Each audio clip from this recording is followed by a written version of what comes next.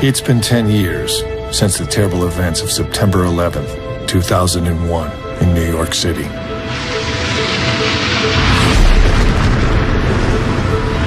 The tragedy left thousands mourning loved ones and had a profound impact on the nation that lasts to this day. There were a lot of great people that died that day. But there's another untold 9/11 story. How 6,000 people escaped from the North Tower of the World Trade Center in less than 2 hours. I should have died. This was it. I'm done. An evacuation conducted not by policemen or firefighters, but by ordinary citizens helping each other. Didn't matter whether what color, race, creed, it was just people helping people. Among these everyday heroes, two men stand out. They knew that their job was to go up, not to go down. Together they were a team. This is the story of how Frank DeMartini and Pablo Ortiz put their lives on the line to save others. I owe my life to Frank and Pablo. 1 minute.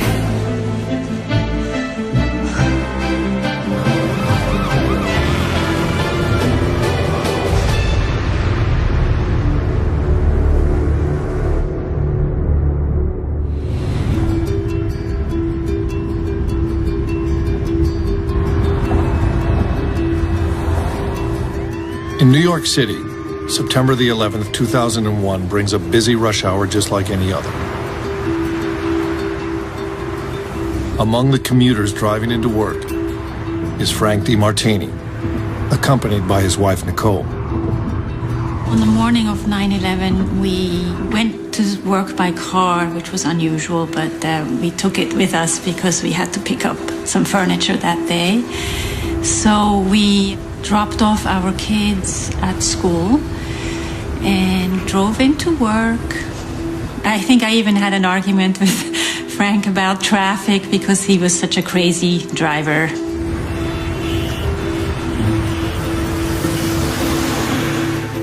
Frank and Nicole live with their two children in the Fort Greene area of Brooklyn.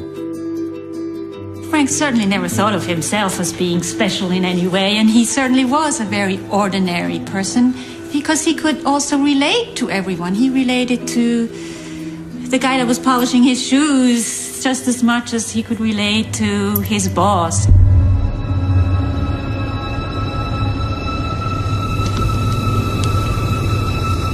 Frank works on the 88th floor of the World Trade Center's North Tower. This is great. As construction manager for the Port Authority, it's his job to help keep over 13 million square feet of office complex running smoothly. I decided to go up to his office and have a cup of coffee with him before work and say hello to his staff. So we just were in his office basically and had a cup of coffee, discussed typical everyday life kind of things. And that's when the plane struck just above us.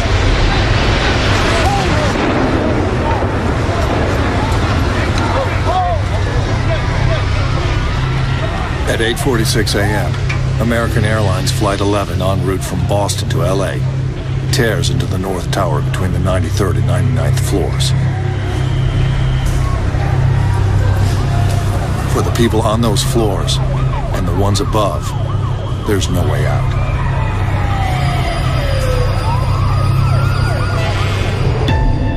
But for the people on the 5 floors below the impact site, life hangs in the balance.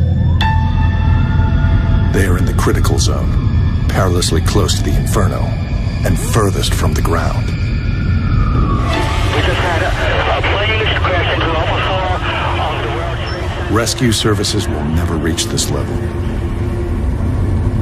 Whether the people on these floors live or die will depend entirely on their own actions.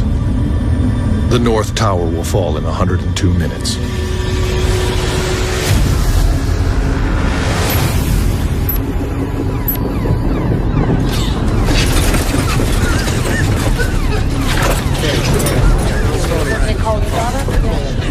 On the 88th floor, 50 feet below the impact zone, there's confusion, but no panic. Everybody okay, Jerry? What the hell was that? I don't know. Yeah. Everybody okay?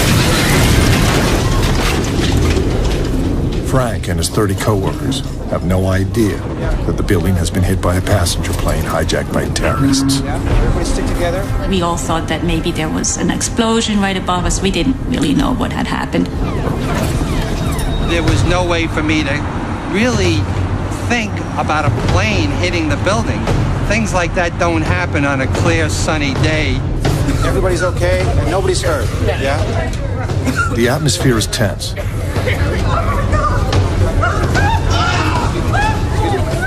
But they're totally unprepared for what they discover out in the hallway.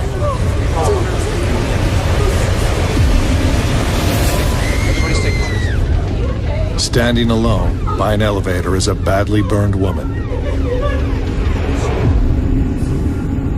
She is Elaine Duke, a 49-year-old administrative assistant with the Port Authority. When the plane struck, it sent a wall of fire ripping down the elevator shafts, engulfing the entire area where Elaine was standing. Her hair was still smoking, and she was just walking as if she was a zombie. Her clothes was completely blown off, and her glasses were blown off, so I was just totally in shock. She just looked like a totally different person. It's then that a shocking realization hits home. Something very serious is happening. It wasn't until I looked at her arms and the skin was just peeling right off of it that I realized what had happened. 1 minute.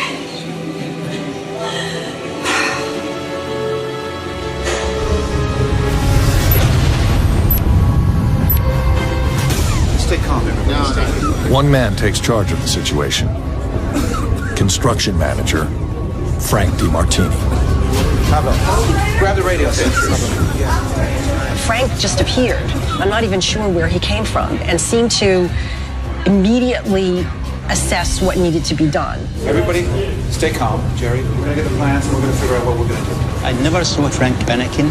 He was very, very alert. He knew exactly what he was doing. Start moving people down. Yeah. This was very typical of Frank. He always took charge as soon as something happened. Okay, have you tried C? Frank sort of eased everybody's fears.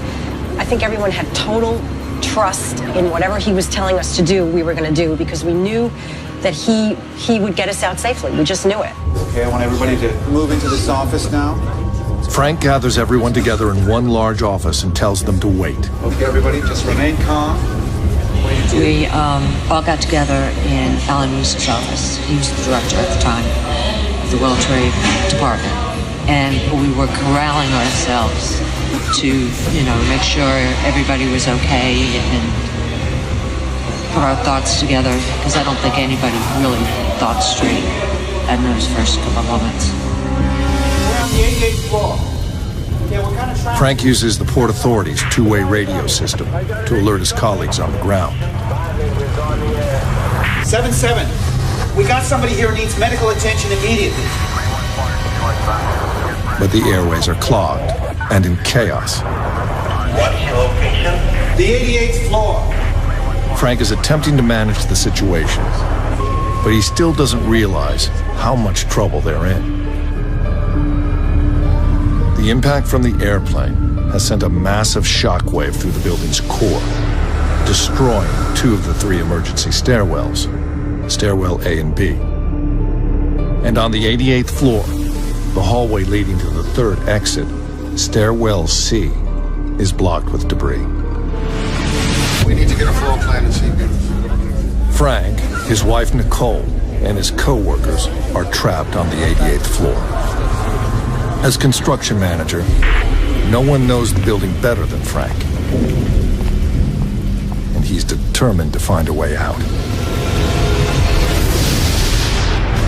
But the people on the 88th floor are not alone. On the floors above, many more are also trapped, just below the raging inferno. Over the next 90 minutes, the lives of all these people will become intertwined forever.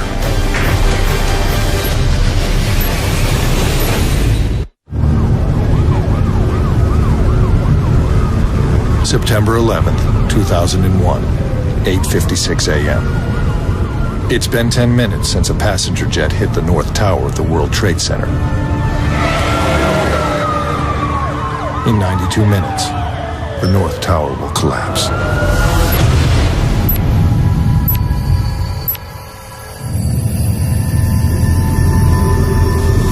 On the 88th floor, just 5 floors below the impact zone, 30 Port Authority workers are trapped. They still have no idea what's happened, and the route to the only viable emergency stairwell is blocked with debris.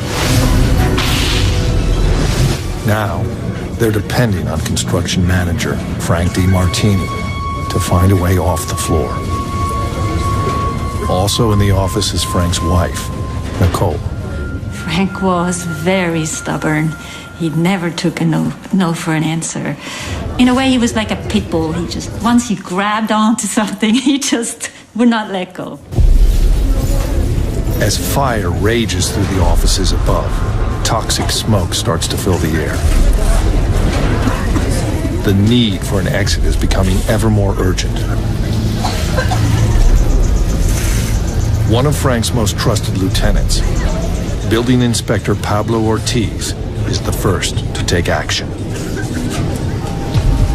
Pablo certainly helped everybody by making sure all the doors were closed and making sure that the smoke was not coming into our space. And I know for a fact, because I saw Pablo doing it, he went through the floor to make sure that nobody was by themselves. Pablo's quick thinking is no surprise to Maureen, his ex-wife, and mother of his 2 children. Pablo was the perfectionist when it came to his work. He knew every doorway. He knew every elevator. When it came to work, he was right there. He was on top of it.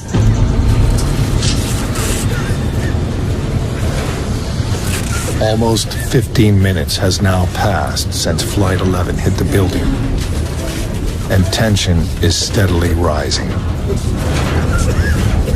At that point, we were just all huddled together in our director's office, waiting. I think that I was a little bit shocked, as we all were, I guess. We all had questions. There were so many things we didn't understand. It was frightening. To make matters worse, Administrative Assistant Elaine Duke has been badly burned and urgently needs medical attention. Frank DeMartini has been searching for a way off the floor. He's discovered that 2 of the emergency stairwells are completely blocked, but it appears that the 3rd one, Stairwell C, might be passable.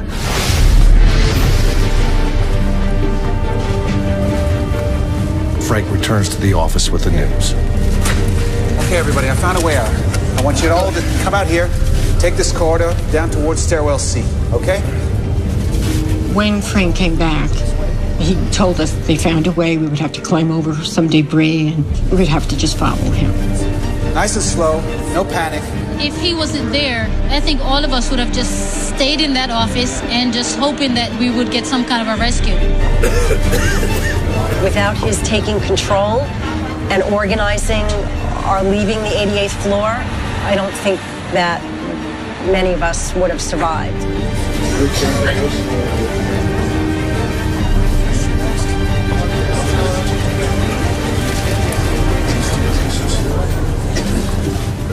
Filing towards the exit alongside Frank's 30 co-workers is his wife, Nicole. Nicole expects her husband to follow, Yeah, we've got a large group coming down from the 88th floor. We've just evacuated the 88th. but Frank hesitates. Please take it nice and slow. His character was such that he had a way of hyper-focusing on something, so he really probably didn't even know what was going on so much around him. He knew he had to save this person's life, let's say, and that's it.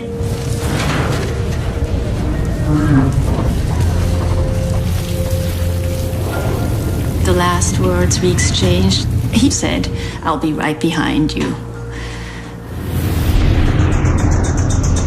But Frank doesn't follow. Instead, he decides to search the rest of the 88th floor to make sure that everyone has made it out. Building Inspector Pablo Ortiz volunteers to join him.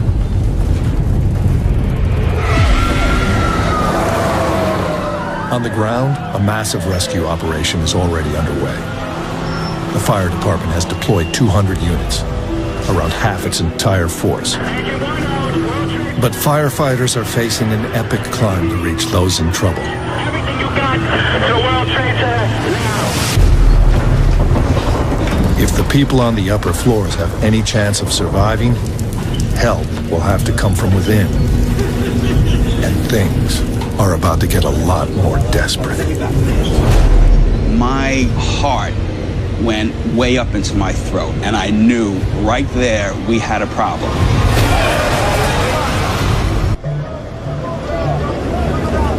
8:59 a.m., September 11th, 2001. Toxic smoke from the blaze at the top of the North Tower of the World Trade Center has been spreading down through the building. The tower will fall in 89 minutes.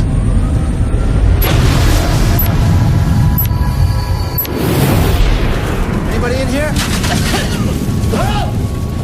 Frank DeMartini and Pablo Ortiz have already guided 30 people, including Frank's wife Nicole, into Stairwell C, their only escape route off the 88th floor.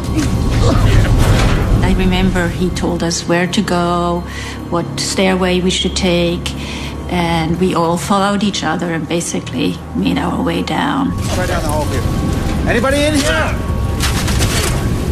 But instead of joining their colleagues, Frank and Pablo stay behind to make sure that everyone has made it safely off the floor. The job takes time. Each floor is a maze of offices spread over 40,000 square feet. Anybody in here?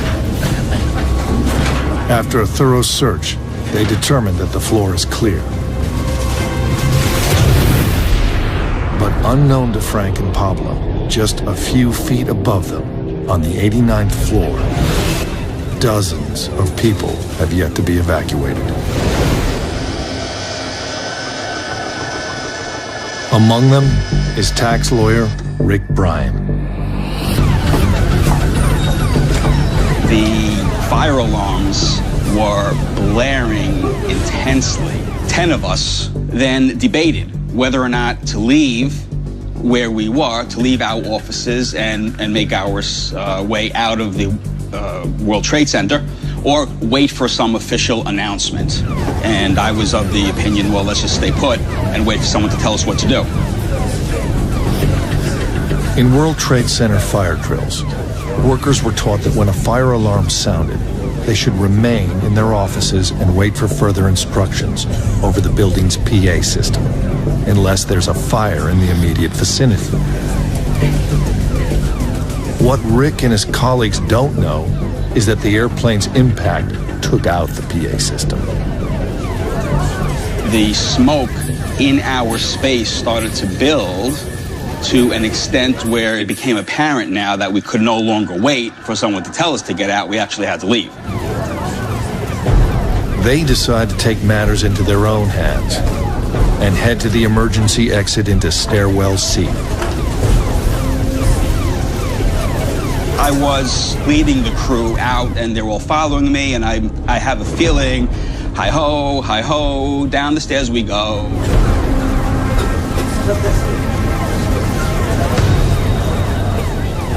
I put my hand on the doorknob to the exit stairway, turned the knob, and put my shoulder to the door, as I had done 1,000 times.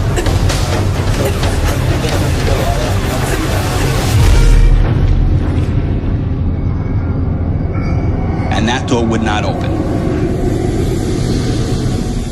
My heart went way up into my throat, and I knew right there we had a problem. plane struck, the impact was so violent that it actually twisted the building, jamming the door to stairwell C on the 89th floor.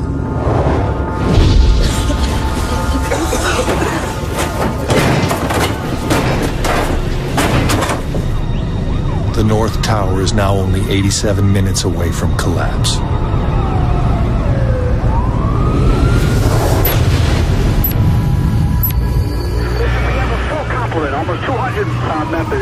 But Rick and his colleagues are not the only people trapped on the 89th floor. On the other side of the North Tower, the side where the plane struck, another group of workers is in serious trouble. Thomas Haddad worked on the 89th floor as a graphic designer. If you could imagine, as quickly as turning a light on, the entire office basically collapsed.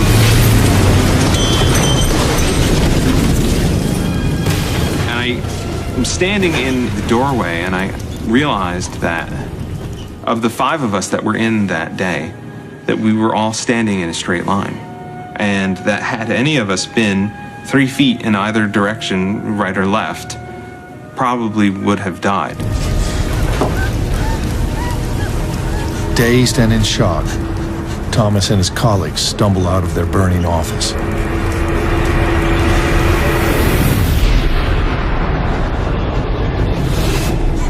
The 88th is now evacuated. Meanwhile, Frank DeMartini and Pablo Ortiz, having cleared the 88th floor, are about to join their colleagues and Frank's wife Nicole for the long journey down to the ground level. I was hoping that he was behind me. I did not really know for sure that he was behind me, but I was certainly hoping. But then something grabs his attention. Someone is banging on a stairwell door,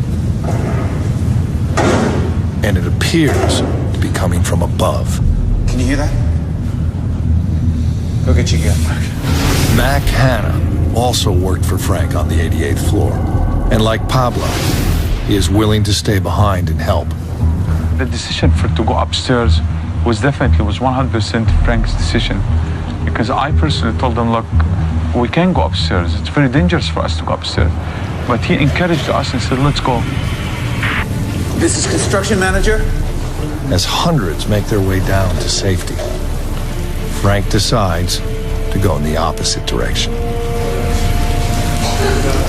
We gotta go upstairs as soon as we can. We're going on to the upper floors now. Yeah, upper floors. He was not an ordinary person in that sense. For him to make that choice to go up rather than going down, I think was just really part of his personality. I really do think that's the reason he went up. It was in him. He just had to do it. On the 89th floor, the lives of Rick, Thomas, and over 20 other people hang in the balance. Smoke will soon overwhelm them. Only minutes remain till the North Tower will fall. Time is running out. The tone that she had struck me as, we're not going to speak again, and you're going to die.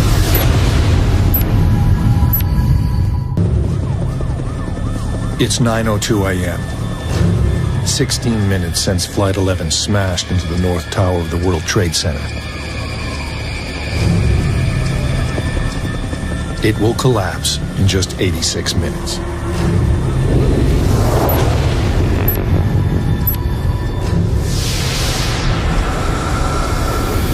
On the 89th floor, just 4 floors below the point of impact, 23 people are trapped, and the door to emergency stairwell C, their only escape route, is jammed shut.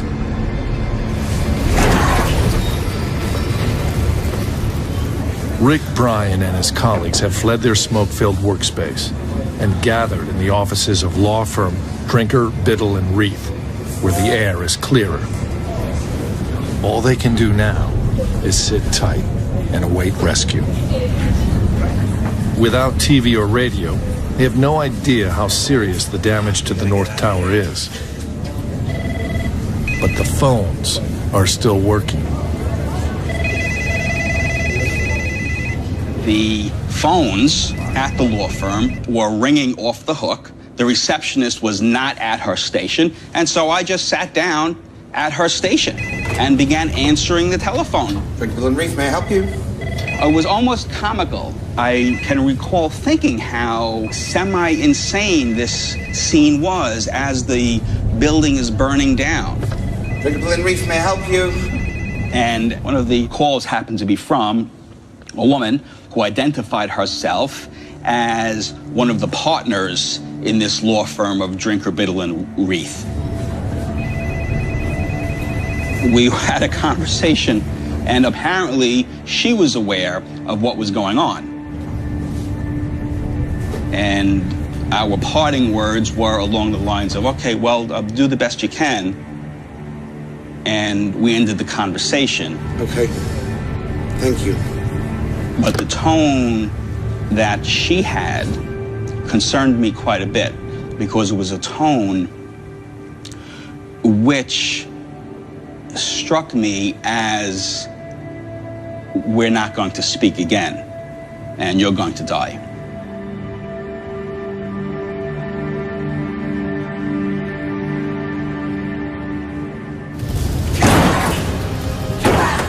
One thing now is perfectly clear. If someone doesn't come to save them soon, Rick and his colleagues might not survive the hour.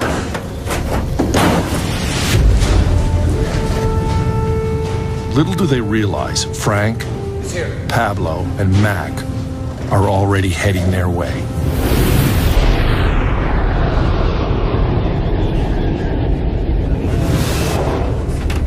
On the other side of the 89th floor, Thomas Haddad and his colleagues take refuge in the offices of a neighboring company. Is everyone okay? Officers on fire.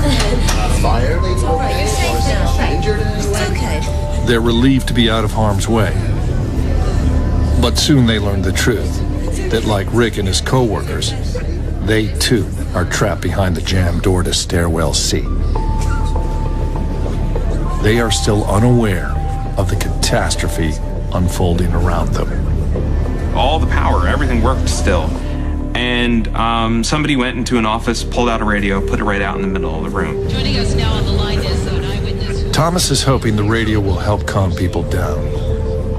But what they hear is anything but reassuring. All right, so we're hearing a couple of witnesses who said they saw a plane fly right into the building. Tom Kaminsky in Chopper 88. The news that an airplane has flown directly into their tower is staggering. It was actually very upsetting. And I think that is pretty much when we realized that, this is, serious. We can see severe damage. But there's even worse to come. The impact point, I can tell you that whatever internal sprinkler system there is at the World Trade Center has certainly been activated.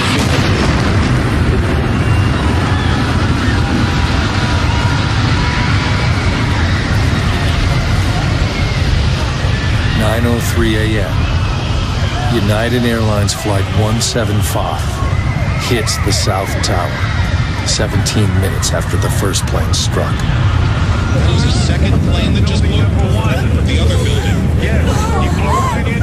Okay, we're seeing, it looks like some type of sick confetti parade. There is debris flying out of that South Tower. We saw a burst of flames a moment ago. I said, let's turn this off. Okay, we're going to go back.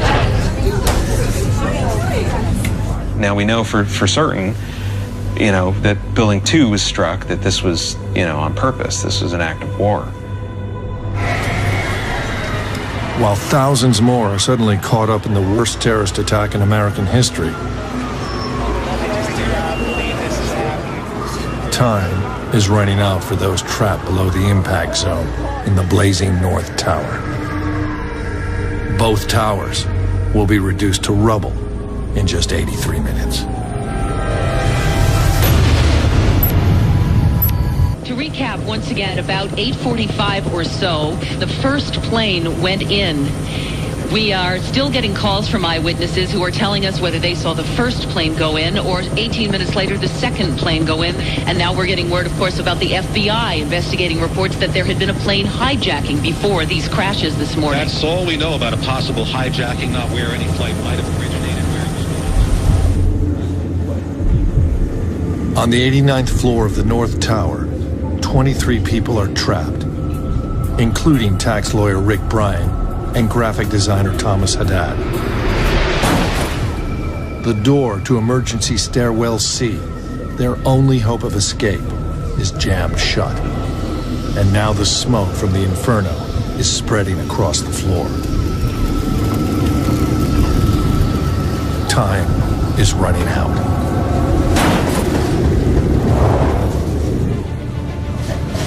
But Port Authority workers from the floor below have heard their desperate attempts to escape. It's here. Frank DiMartini and Pablo Ortiz, now joined by Mac Hanna, climb the stairs to see if they can help.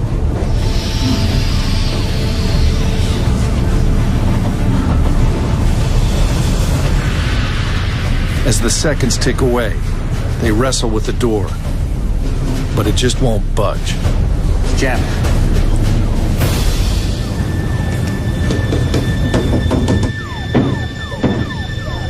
At one point, I just heard pounding on the other side of the door.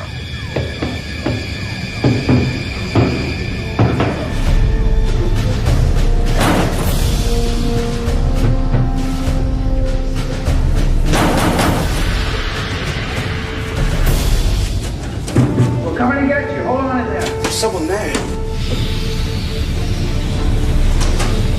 Frank has realized that there may be another way to open the door. Have you got a crowbar? In the office. Okay, great. Good. The wall around the door is not built of concrete or steel, but sheetrock.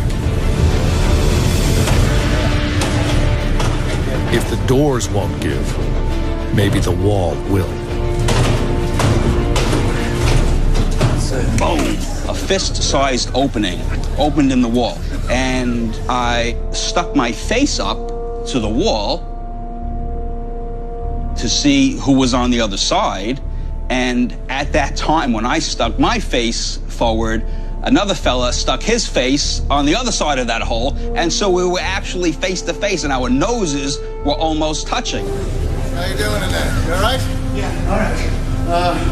We'll be in there in a second, don't worry. So, step back. The 89th floor. Yeah.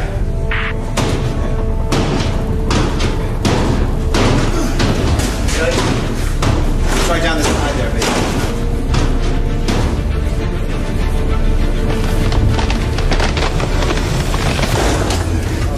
Breaking through the sheetrock frees the jammed door.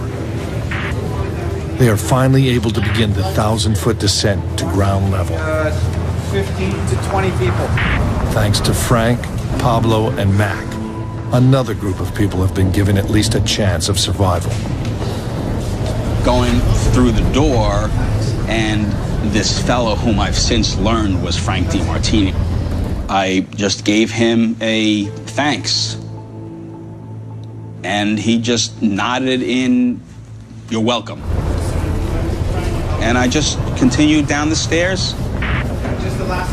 And that was the last I saw of the fella. But instead of joining Rick and his colleagues, Frank and Pablo stayed behind to check the rest of the floor. Mac Hanna acted with distinction on 9/11. He helped an elderly man all the way down to the ground. But for him, Frank and Pablo are the real heroes. They went out of their way to help others. He really unselfish. They never thought about themselves. So for me, Frank DiMartini and Pablo Ortiz, definitely, they are heroes.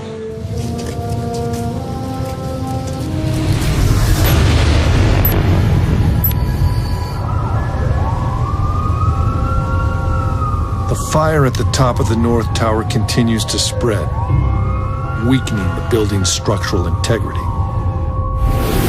Meanwhile, on the other side of the 89th floor, graphic designer Thomas Haddad and his companions wait, desperate for help. I left messages for my wife, knowing that she was in the gym. She was not at her desk. So I left 4 messages, and they progressively got more nervous. I just wanted the phone to say, yeah. I just wanted to talk to her, you know. That I love you. Things were starting to get emotional. People were crying, people were upset. And I guess that sort of moment of feeling alone, even though I was with, 10 people, was devastating.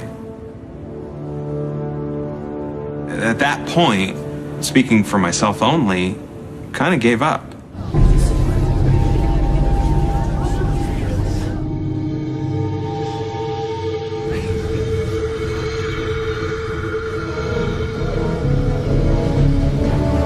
Through this door, here. Get through here.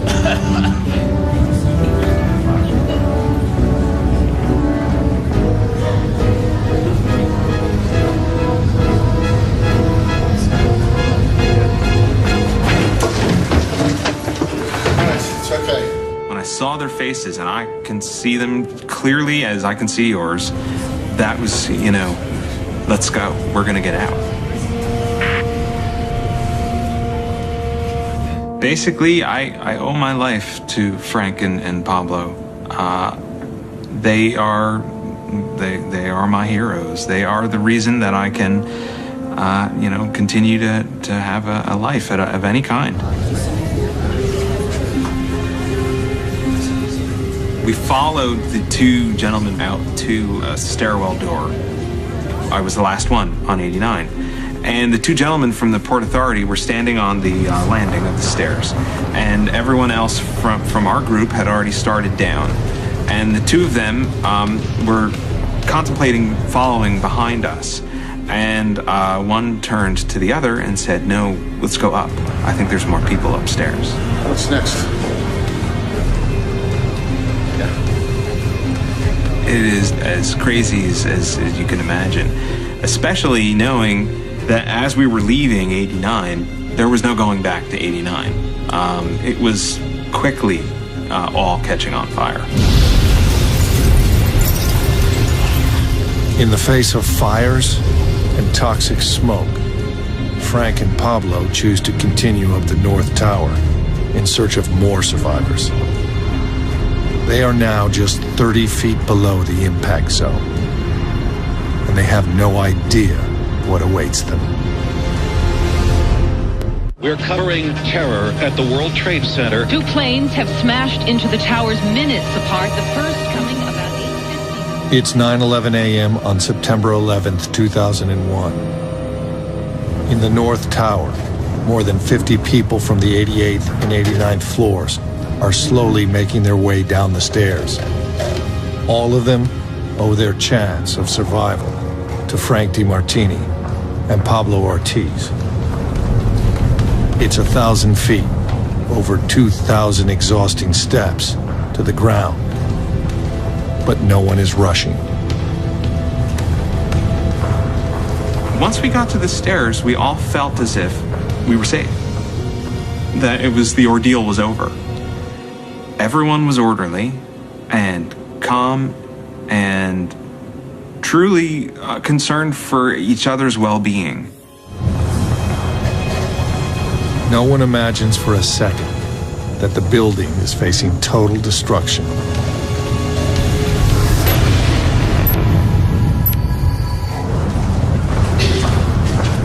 The further the people in the stairwells descend, the more tense the atmosphere becomes. We were very, very closely packed.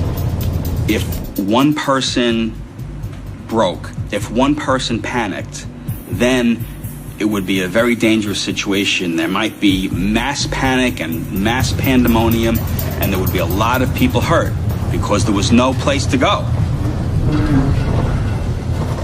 The people of the 88th floor, the first group released by Frank and Pablo, have now been making their way down the stairs for 10 minutes. Among them is Frank's wife, Nicole, still hoping that her husband is close behind. Frank was certainly not going to come down with me. He wanted to make sure everyone else was coming down first, and I knew that he would be the last person to come down. So yes, it was difficult. But some members of the group are moving slower than others, including Frank's secretary, Judith Reese. Judith had an asthma problem. So it was very difficult for her to breathe because of the smoke and just the condition itself. She was a little overweight, and with the asthma, it was very difficult for her to walk.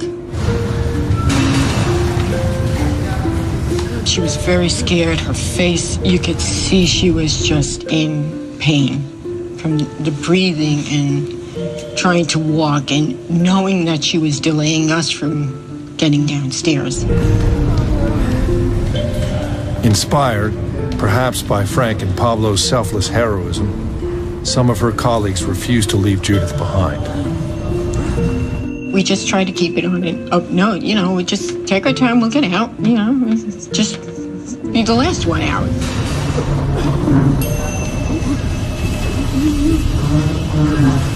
People behaved in a manner of helping each other and looking out for the person next to you, whether you knew them or not.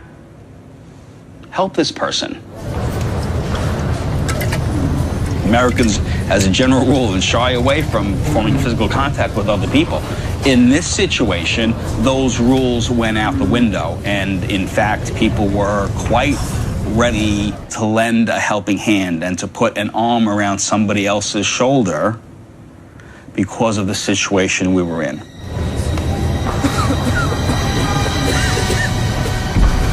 Rick Bryan's group, the second released by Frank and Pablo, are also moving slowly. Their progress held up by the sheer numbers of people flooding into the stairwells. There are no precise figures, but it's thought as many as 6,000 people were trying to evacuate the North Tower on 9/11.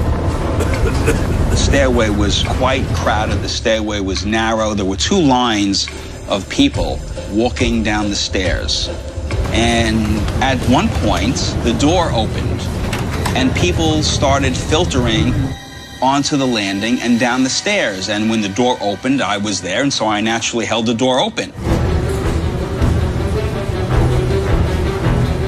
And I realized that the number of people coming out onto the stairway was far greater than I had anticipated.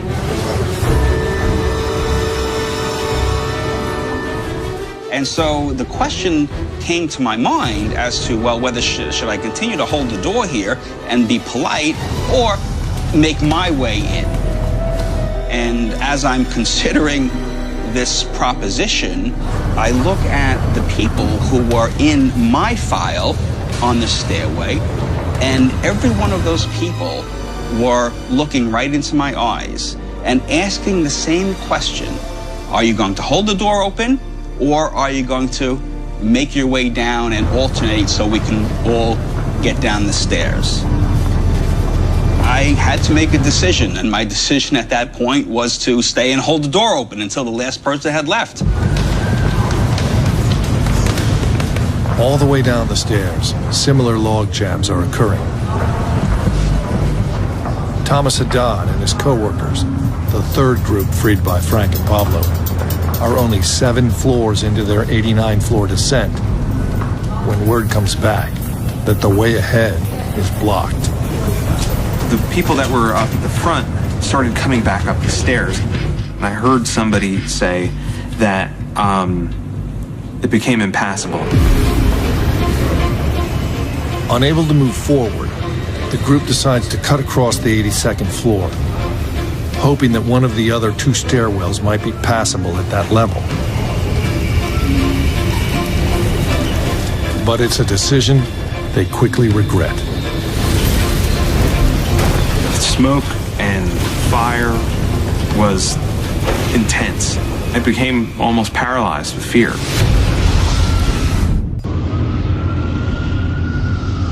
It's 9:12 a.m.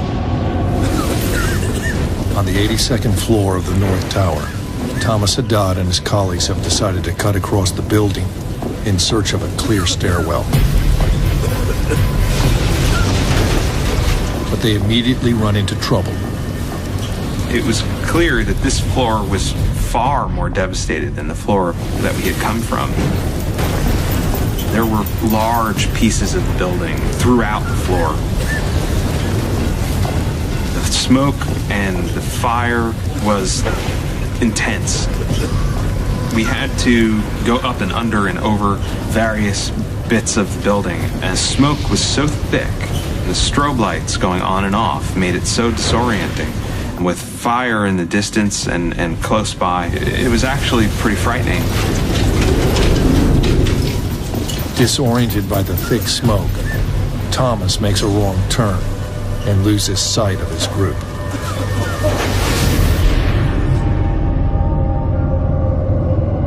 I became almost paralyzed with fear. But following Frank and Pablo's example, a new spirit of heroic selflessness is emerging among those they've saved.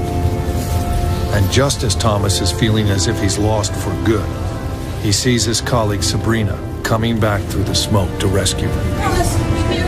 I guess that moment when I was separated from everyone was this feeling of desperation. Have you ever seen a child who's separated from their parents? That's like probably the most pure fear that you can ever see in a person. And then when she grabbed a hold of my hand was, you know, fantastic. It feels like love. You would expect people to just be nicer to each other than they really are in their day-to-day lives. And I guess because we had all been through the ringer, there was a brotherhood or a kinship that had been shared by us all, where you sort of lost a bit of the self for the community. Using the light of a cell phone to guide them through the smoke-filled gloom, the group eventually stumbles into another emergency stairwell. And after a frightening trek across the burning office space, the gamble is paid off. The stairway is passable. Once we got to the second set of stairs, I felt as if we were going to be okay. This is over now. And all that is required of me is to go down these 82 flights of stairs.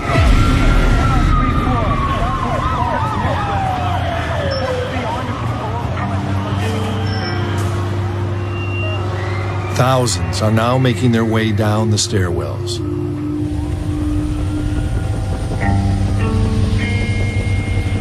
The raging fires and billowing smoke mean that helicopters can't possibly land on the roof.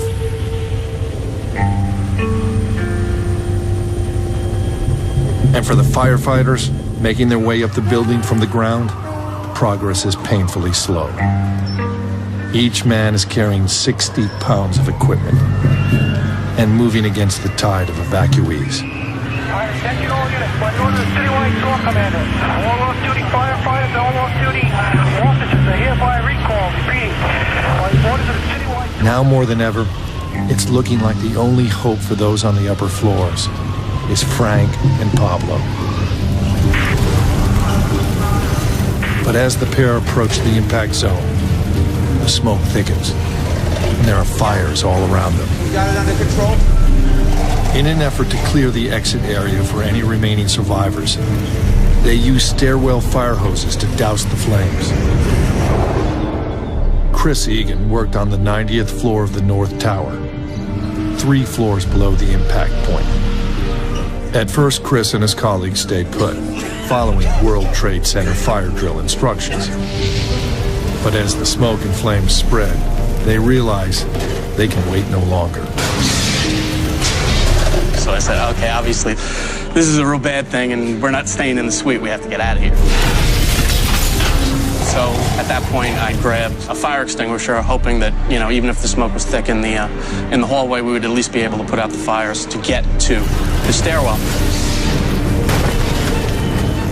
So we arrived in the stairway, and of course I'm filled with adrenaline because I have my fire extinguisher in one hand, and to the left, going up towards 91, there were gentlemen using the fire hose. You're okay. Down the stairs. And what I didn't realize was there was about an inch of water on the steps. So the minute I hit the first step, I went down a flight pretty much on my back. Hold it there. There was a gentleman basically standing where I had fallen who just told me, just drop that stuff. Just forget that stuff and keep moving. All the evidence indicates that the two men Chris encountered were Frank and Pablo.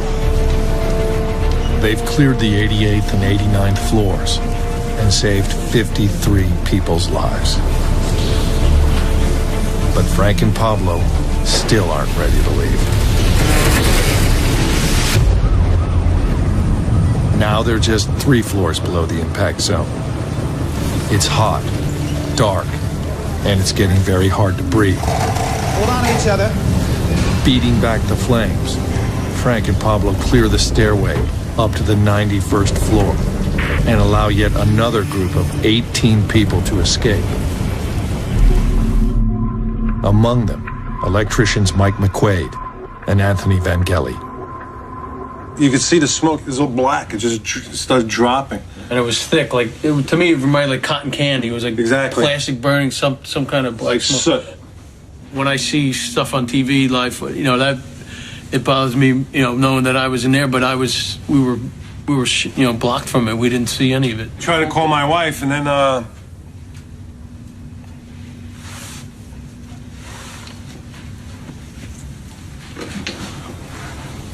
can you give me a minute, please?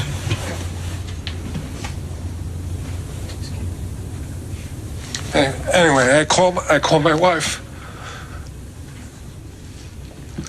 I told her I was trying to get out. We were actually lucky, and we got lucky. That's all I could say. God was looking out for us, and we're still alive.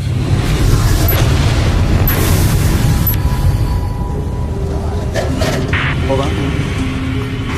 Say again? For almost 30 precious minutes, Frank and Pablo have ignored their own safety and put their lives on the line to save over 70 people. We're on 91. It looks like it's blocked here.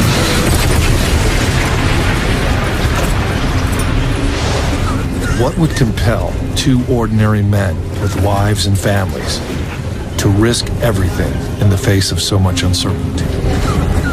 Frank was a very, very moral person, and he had a very strong sense of right and wrong. And he was almost like a policeman of the world. He felt that he had to control everything. Yes. I don't think he thought about, I have already done enough. Let me get out of here now. He had to complete the job. He wasn't finished. There was one more person up there, so he had to go up there and save his life. That just was what he had to do. Pablo served in the Navy from 1970 to 1976. And I believe that the Vietnam War was the thing that really changed his life. You could just see how hurt he was, that he lost so many people and he couldn't help them. Major fall. There was no way in which he was going to let anybody around him get hurt this time. I'm not leaving him behind like I did in Vietnam. I think it's blocked. Stairway C. More than 1,300 people are still trapped on the 20th floors above.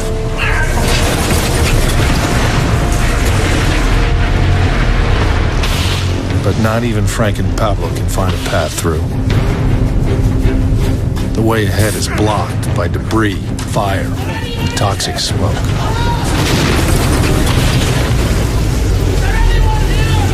Come on, let's go! Let's go! They are now on floor 91. No one above this point will survive. Finally, they start heading down. But it won't be long before they come across still more people desperate for help. The walls were blown open, the ceiling was ripped open. I was petrified. Boy, was I scared.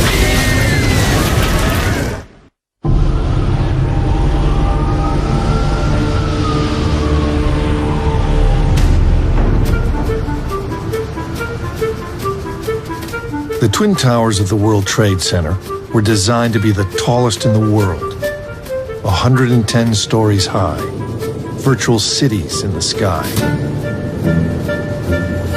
What made them work was a new invention, the Sky Lobby. The 78th floor of the World Trade Center was called the Sky Lobby, and it was the floor where the express elevators stopped, and now local elevators took people from 78 up through the higher floors of the World Trade Center. And because people were there waiting for their elevators, people would often end up actually taking in the view of New York. It was spectacular and almost impossible to ignore. On 9/11, people evacuating the upper floors thought that reaching the Sky Lobby meant safety. From there, they hoped to take an express elevator to ground level and simply walk out of the building. As Rick Bryan and his colleagues approach the Sky Lobby, they think the worst is behind them. They are mistaken.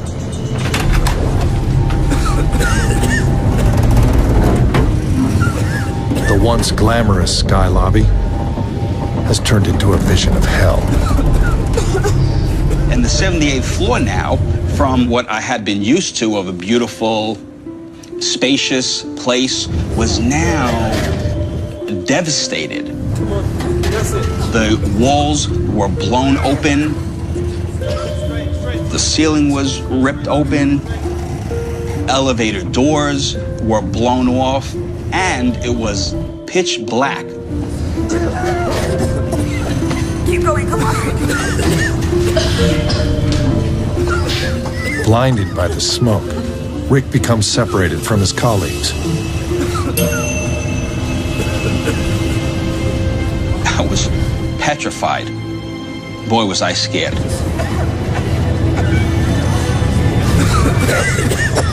By the grace of God, I happened to bump into a conga line.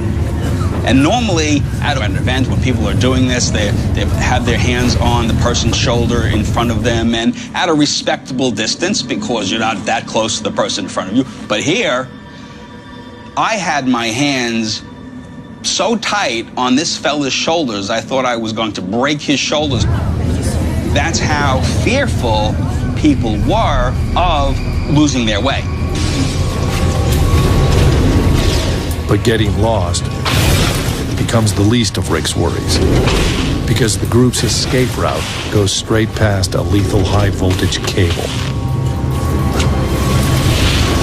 That cable was whipping about in the air, sparking and fire and flames. We were also walking through a couple of inches of water. So my great fear was that this cable is going to strike the floor where everyone was walking in water and is going to kill dozens of people. And so I was certain that this is, again, how I'm going to die.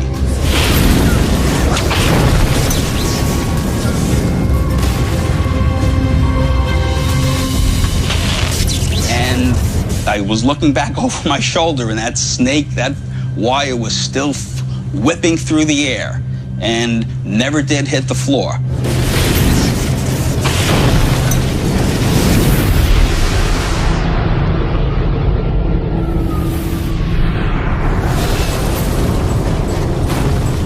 Beaten back from the 91st floor of the North Tower by smoke and flames, Port Authority workers Frank DiMartini and Pablo Ortiz are finally descending. But they're not taking the direct route. On the contrary, they're still trying to save lives, seemingly searching the building floor by floor. Is there anyone here? Anyone here?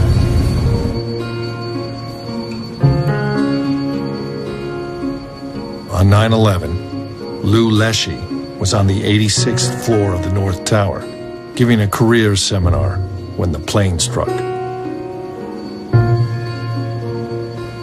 Everything is surreal. I mean, it was a Dali painting. I was sitting in that executive office. We were trying to figure out what the hell was going on. The smoke is beginning to come in from underneath the door. That's what worried us, because we have no place to go. Overwhelmed by the deteriorating situation, Lou and his companions have little choice but to wait for help. So we had no idea, no plan, except someone opened the door and we heard those marvelous words, "Are there any people in here?" Is there anybody here? Hello? Over here. This way. All right. Okay, all right. Guiding Lou and his group to the stairwell, Frank and Pablo saved 6 more people.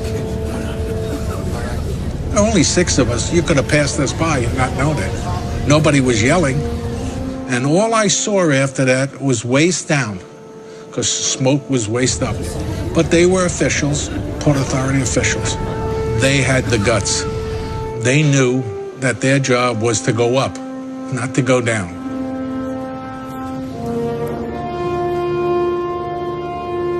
The fact that we were helping one another and people were helping one another gave us all a lift. It was later, people said, and they told me this, I was part of that.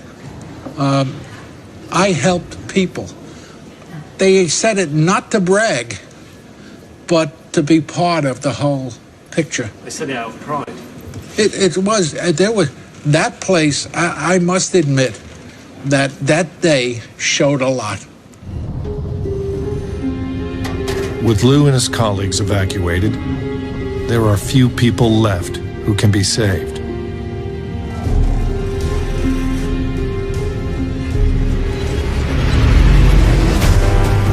But one man has been trapped in an elevator for 30 nightmarish minutes.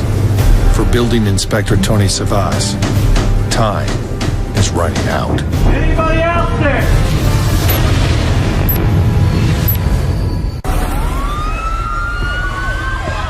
It's 9:16 a.m. 72 minutes before the North Tower will fall. Workers are now streaming out of the World Trade Center.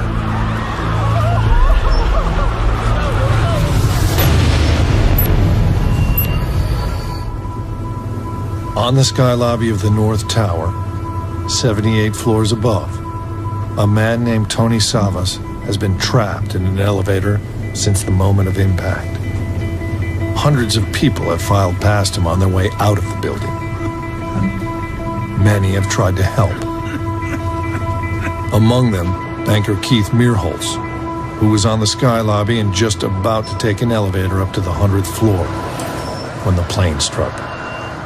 I had actually stepped onto the elevator, realized it was 3/4 full, and said, I'll step off and wait for the next elevator to come.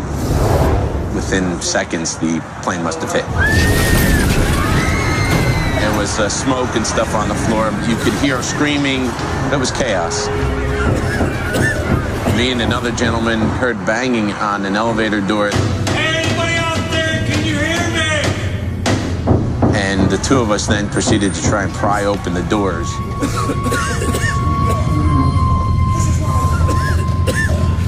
We were able to get the bottom half of it open about 3 inches or so. We could see Tony inside, but we were not able to pry open the remaining doors. And we tried for several minutes. So we just a few moments of speaking to him, saying that we can't get the doors open and we'll send someone else back to get you.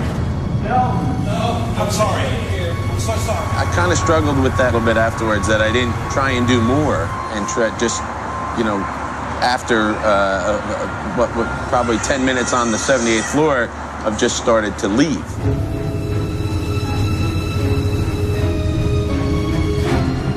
Next to try and help Tony Savas is Greg Trapp, a part-time security guard. On 9/11, he was stationed on the sky lobby. So I'm on the floor and I'm directing people to use the stairwells. And then I hear this guy, he's in the elevator, he's calling out. Anybody out there? Hello? All right. So I say, hey, there's someone stuck in the elevator. and we're trying to pry the door open. So as it opens up a little bit, you can see the guy inside. So we're talking and we're saying, okay, stay calm, because he's frantic now that he's stuck in the elevator. We were trying to figure out how we're going to get this open. It's not opening. As we're doing this, two guys come out. It's Frank and Pablo. They've managed to make it down to the sky lobby. The pair immediately realize that it's their Port Authority colleague, Tony Savas.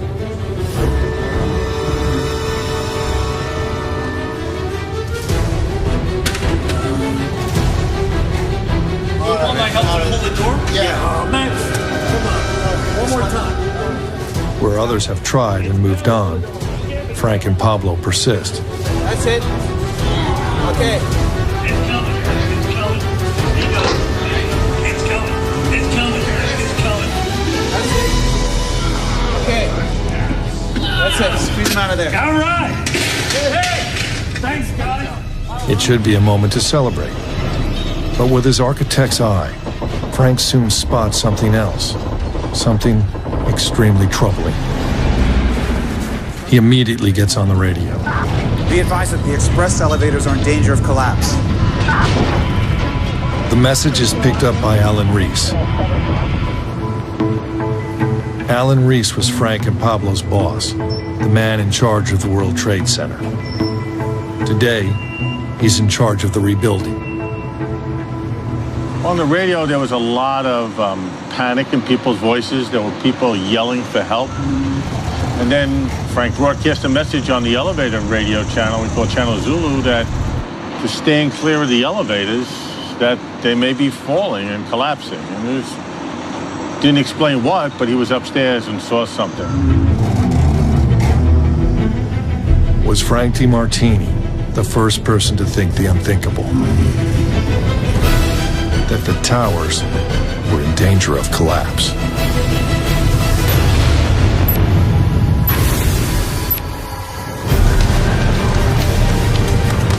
It's now 47 minutes since Frank and Pablo freed Thomas Haddad from the death trap of the 89th floor.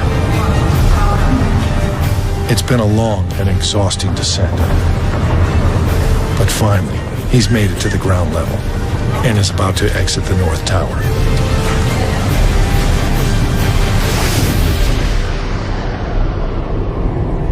Nothing could have prepared him for the scene outside. We came out this little tiny door that led out into the plaza level. And there was flaming bits of debris throughout the entire plaza. And at this moment, time stood still for me. I could see piles, bits and pieces, chunks of indescribable. I couldn't even figure out what it was. Walking down the street, you don't imagine that you're going to just see an arm. You're going to see a half of a torso laying in the street. So it didn't compute. It didn't make any sense to me. And I stopped walking.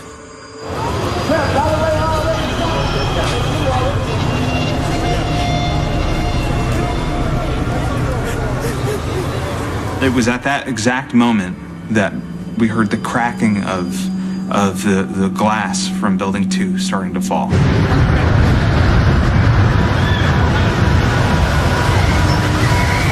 I thought the building was going to fall straight down on us, and I yelled, "Run!"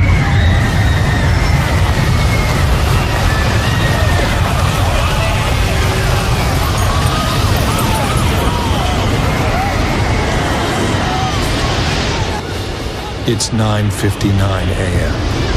Despite being the second to be hit, the South Tower is the first to fall. Inside the North Tower, Rick Bryan is still inching down the stairs. We had been walking for so long. Boy, it just took forever. As I'm counting down the stairs, I'm on the 11th floor, and all of a sudden, a tremendous rumble.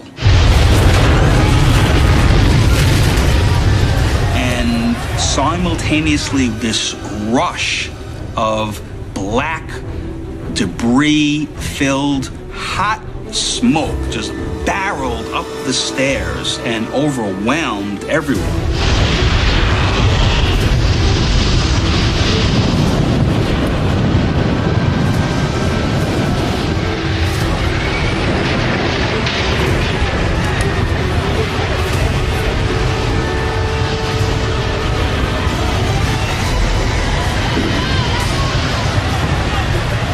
I ran as fast as I could down the street, and it occurred to me that this is it.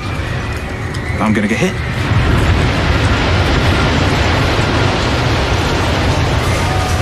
I was hit by the debris cloud, and it hit me like cement.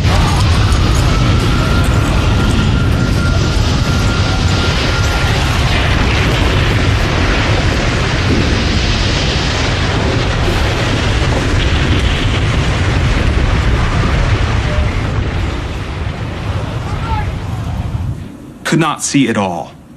If you can imagine a sound that's so loud that it's quiet, that's what it was. There was so much sound that I couldn't even hear a thing. I figured that after 89 flights of stairs and fire, and this was it. I'm done. And I screamed as hard and as loud as I possibly could.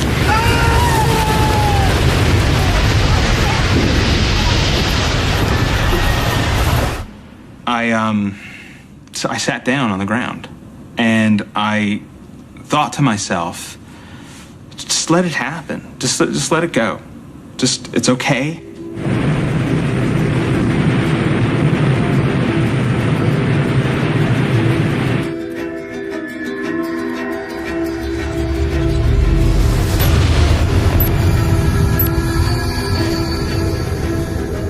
Back in the North Tower, a message is broadcast over the firefighters' radio system to evacuate the building. The highest floor any firefighter has reached is the 54th. For Frank and Pablo, last seen on the 78th floor, it's decision time: to stay or to go. Frank must have feared that the North Tower might also fall. But the question is, how long have they got?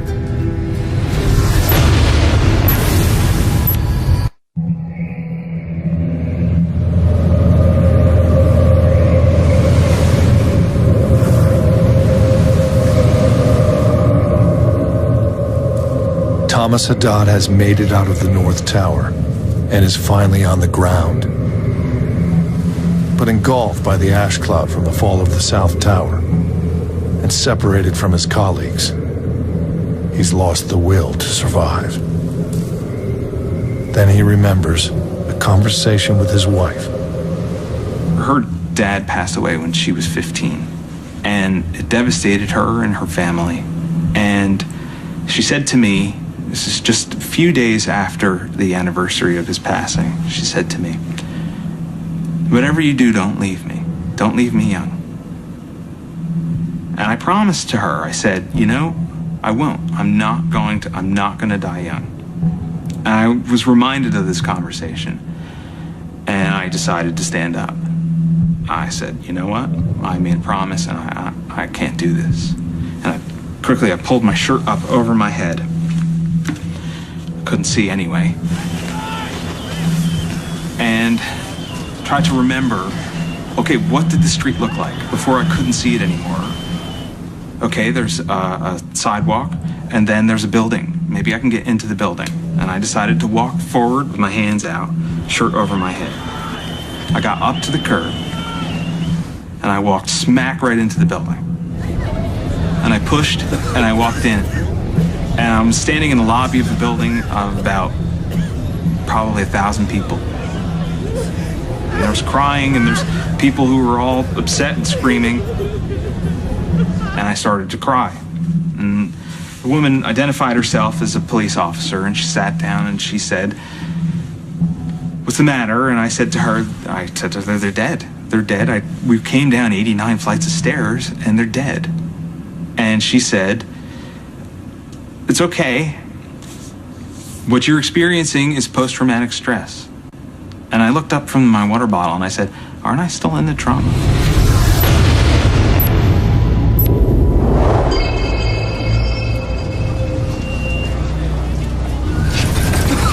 Rick Bryan has been inside the stricken North Tower for a grueling 77 minutes. He is still 11 floors from ground level. At some point after the South Tower fell and the stairway was filled with this smoke, for many, many minutes we were stuck there, not being able to move. Nobody knew what was going on. Nobody saying anything. Occasionally, a firefighter's flashlight would pierce the light. And finally, we continued down from 11 and now continued quite rapidly from 11 through the lower floors. And I felt such a sense of relief finally getting down to the first floor and getting down to L.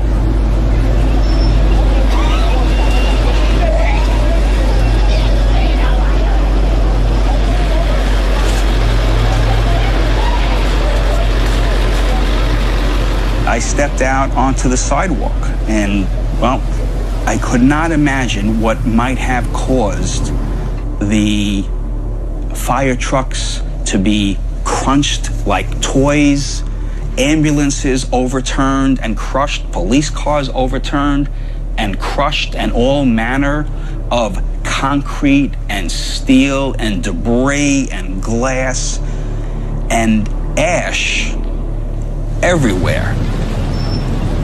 The scene reminded me of Hiroshima after the atomic bomb was dropped. That's what it looked like. I noticed a firefighter standing nearer the World Trade Center. I said to the firefighter, and I was stammered a bit, the words I just couldn't speak because of this scene I had just witnessed. And I said to the firefighter, there's a body over here. And he looked at me, and I noticed that he was looking at me as if I had two heads. And he said to me, just keep going, or words to that effect. But his look had a tone to it so that I knew something was up. And I turned, and because of the look of the firefighter, I realized that there were bodies everywhere.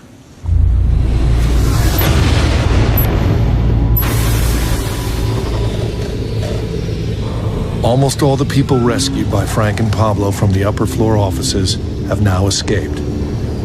Only 2 remain. Judith Reese, Frank's secretary, is still struggling. Her asthma is making progress painfully slow. One of her colleagues from the 89th floor, Jeffrey Gertler, has refused to leave her side. So Judith and I are making our way down the stairs. We are approximately around the 12th floor, and her blouse that she was wearing was wet with perspiration, the entire blouse.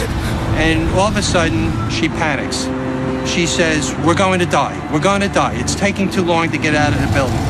I said, just because there's no one in the staircase doesn't mean that we're going to die. And then all of a sudden, 5 uniformed firemen came down from up above, and they saw Judith sitting on the steps, and they saw me talking to her, and they said, we're going to carry her down. When I say to Judith, I'm going to walk with you, so don't worry. We get down to street level, I'll be with you. This fireman who was in charge steps up close to me, and he says to me, you don't understand the building is going to collapse. And if you don't start down those stairs, I'm going to throw you down those stairs.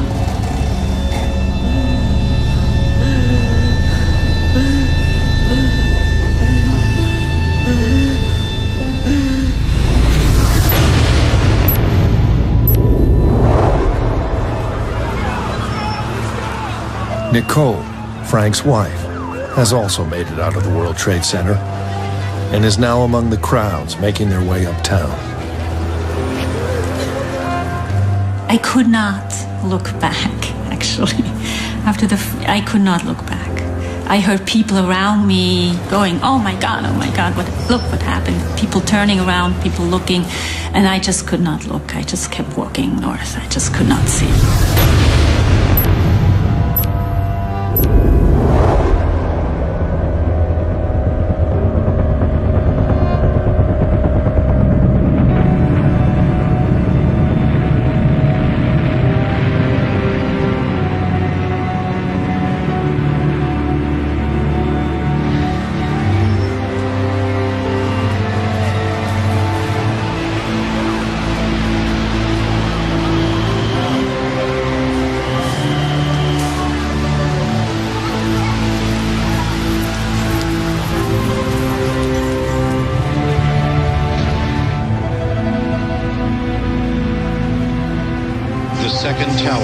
Trade Center has just completely collapsed.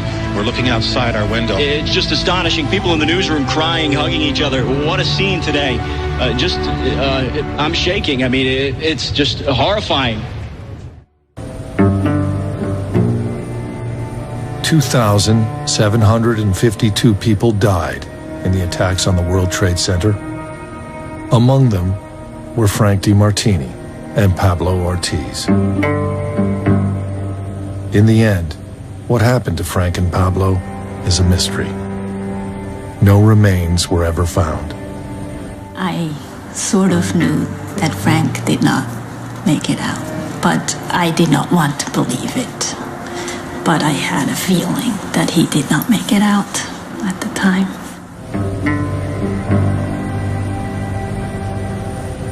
We weren't mourning him because we were in denial.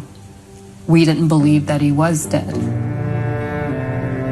It must have been several weeks later when we found out, when we discovered what Frank had done. I was certainly surprised to find out how many people he had saved in that relatively short time. It's wonderful that he saved so many people's lives. But he couldn't save his life, and his life was important in my life.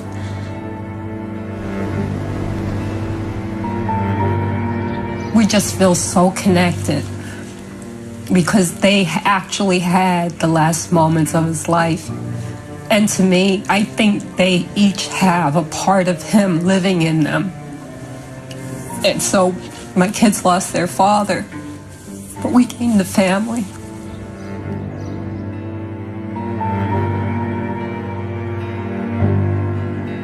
Frank and Pablo rescued 77 people on 9/11. I can see their faces as if it was yesterday in my mind. The first time that I saw a photo of Frank, I was overwhelmed. Completely overwhelmed. This is the man that is responsible for saving my life. But some did not make it.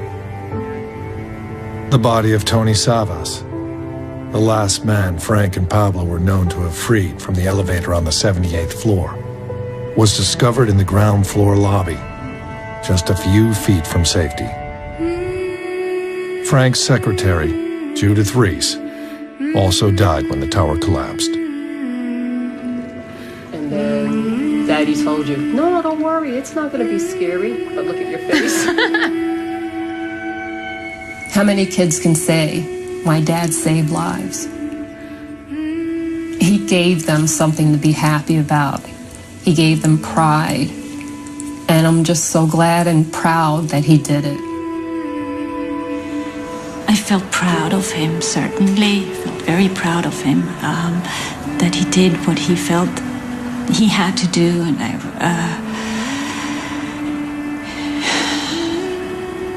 And miserable and angry at the same time.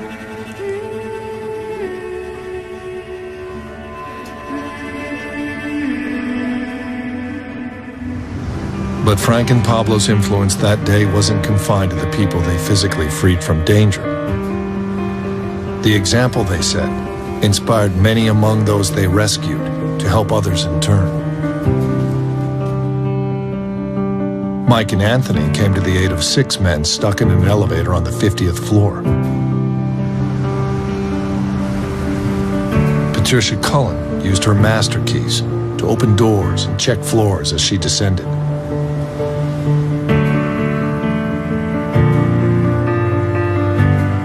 Abdel El Gendi helped this man, Sam Sharma, down the stairs. Ron Scott kept people calm by singing songs.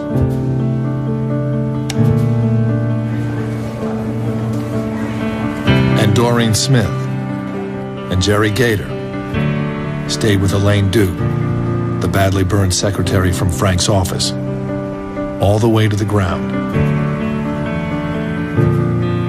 Elaine was released from the hospital after 4 months of treatment.